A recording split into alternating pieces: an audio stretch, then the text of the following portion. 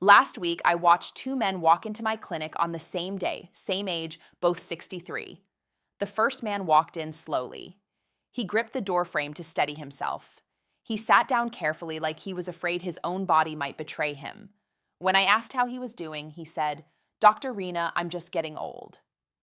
The second man walked in like he owned the building.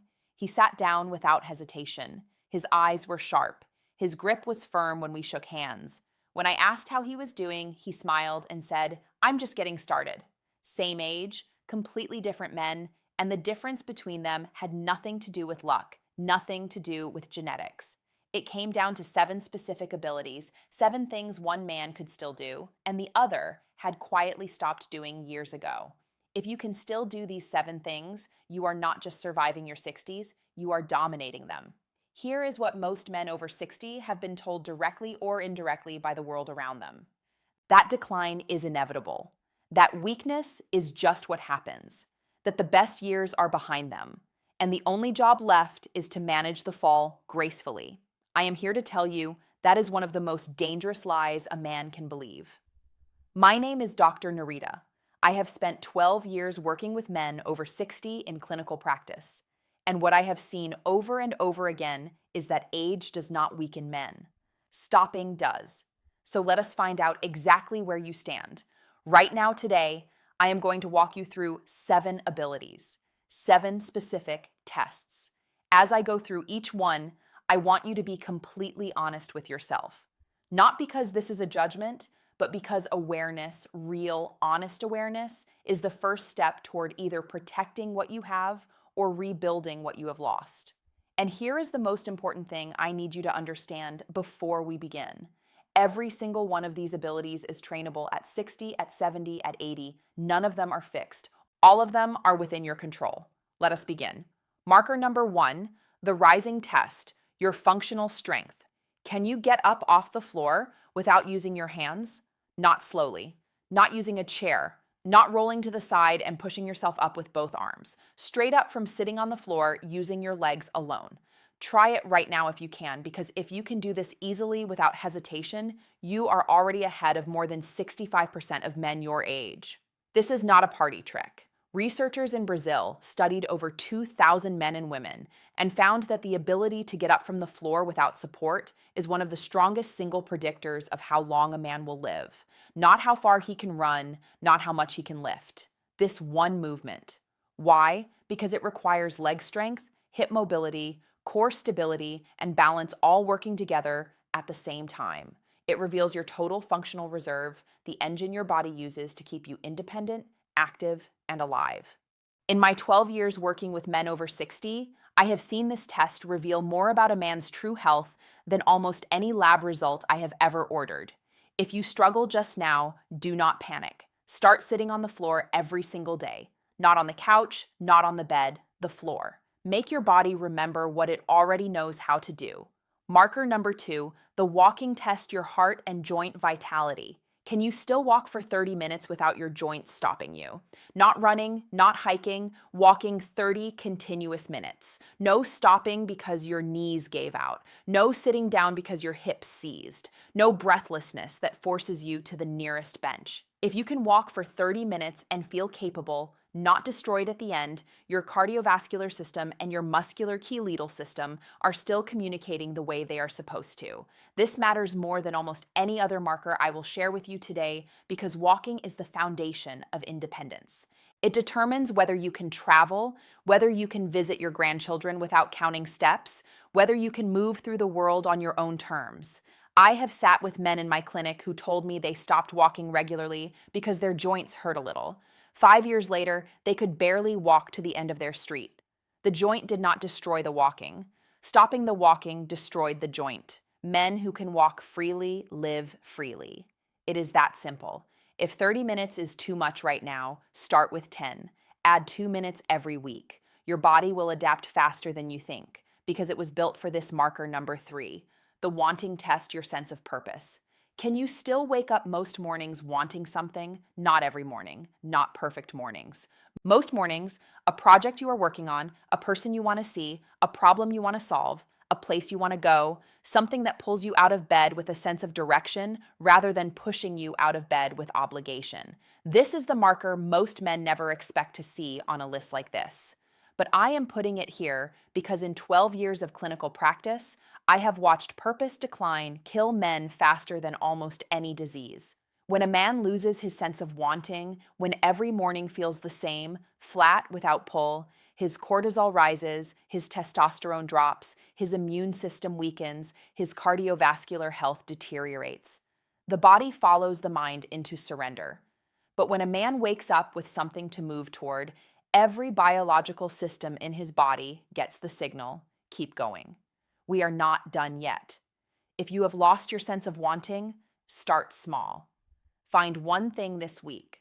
One, a book, a project, a person. Wanting is a muscle. Use it. Before I continue, where are you watching from today?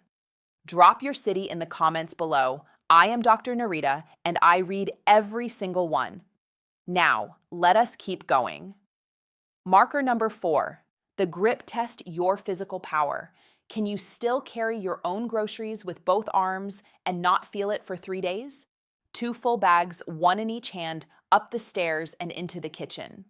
If you can do this without your arms shaking, without your back seizing, without needing to sit down immediately after your grip strength, your shoulder stability, and your posterior chain are still functioning at a level that most men your age have already lost. Grip strength is one of the most studied markers of aging in all of medical science. Study after study shows that the strength of a man's grip predicts his risk of heart attack, his cognitive decline, his risk of disability, and his lifespan more accurately than his blood pressure in some populations. I have seen this in my own patients over 12 years. The men with strong hands are almost always the men who are still living independently, still driving themselves, still doing things for other people instead of needing things done for them. Your hands tell the whole story. Strong hands mean strong muscles, strong connective tissue, a strong nervous system. Grip does not lie. If your grip has weakened, start squeezing. A rubber ball, a hand gripper, a rolled up towel, 2 minutes a day. The research on how fast grip strength responds to training will genuinely surprise you. Marker number 5. The memory test your brain's sharpness. Can you still remember the name of someone you met last week? Not a lifelong friend, not someone you see every day, someone you met once, 7 days ago. Can you recall their name without someone prompting you?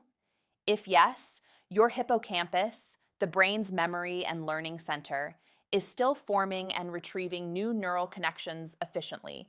You are still capable of learning, of engaging, of being fully present in new conversations rather than nodding along, pretending to follow. Most men accept memory fog as an inevitable part of aging. It is not. And as a doctor, I want to be very clear about this. Forgetting names, misplacing things, living in a mental haze, these are symptoms, not sentences. They are signals that your brain is not getting what it needs: blood flow, sleep, stimulation, and challenge. In 12 years of practice, I have watched men recover mental sharpness they thought was gone forever simply by moving their bodies, fixing their sleep, and giving their brains something worth thinking about. The fastest way to protect your memory is also the cheapest. Move your body every day. Learn one new thing every week. Have real conversations, not just background noise. Your brain is plastic at 60, 70, and beyond. It changes based on what you do with it. Use it like you intend to keep it. Marker number 6, the composure test your emotional strength. Can you still have a difficult conversation without shutting down or exploding? Someone challenges you, disagrees with you, disappoints you, tells you something you do not want to hear. Can you stay in the room? Can you listen without going cold? Can you speak without going nuclear?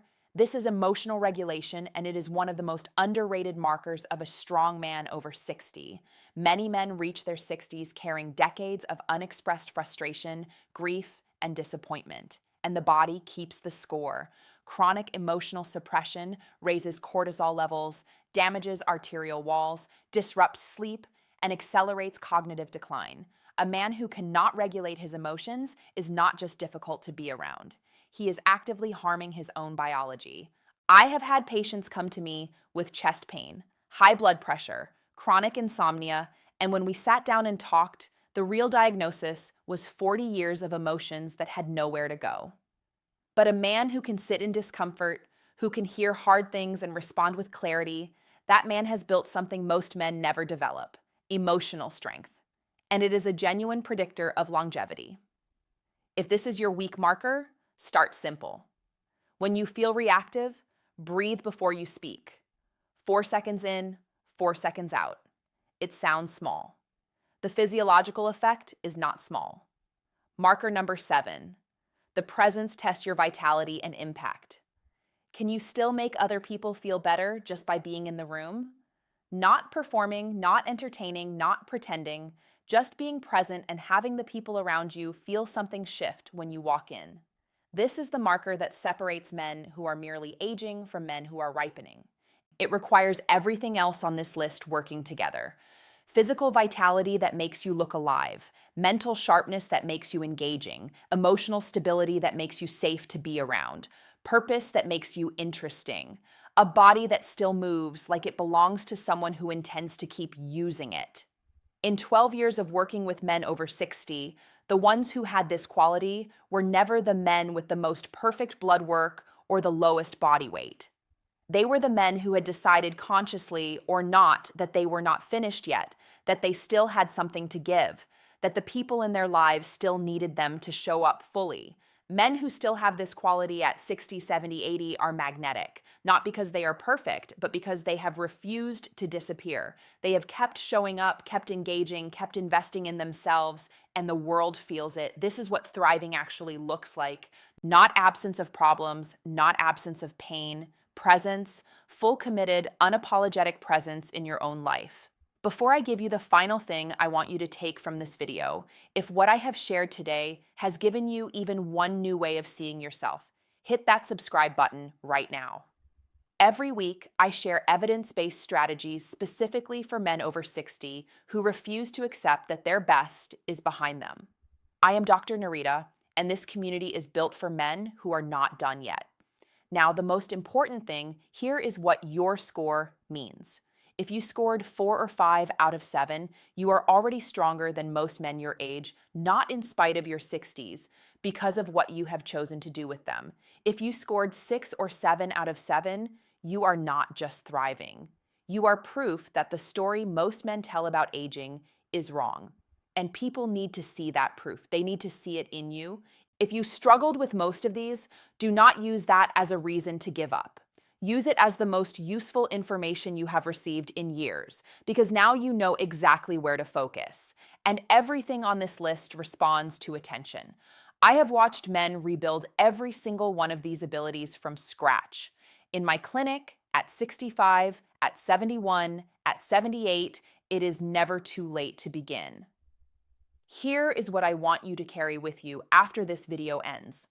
A strong man at 60 is not a man who has avoided getting older. He is a man who refused to stop, who refused to shrink, who refused to let the world's low expectations of him become his own. You are not here to fade. You are here to finish strong. Comment below just one number. How many of the 7 could you do? Type your number. That is it. I read every comment and I want to know where this community stands. I am Dr. Reena. Thank you for watching. Take care of yourself because the world needs men like you in